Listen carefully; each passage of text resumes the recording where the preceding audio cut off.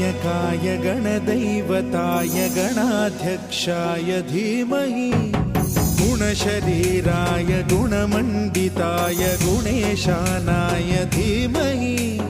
गुणातीताय गुणाधीशाय गुणप्रविष्टाय धीमहि एकदन्ताय वक्रतुण्डाय गौरीतनयाय धीमहि गजेशानाय भालचन्द्राय श्रीगणेशाय धीमहि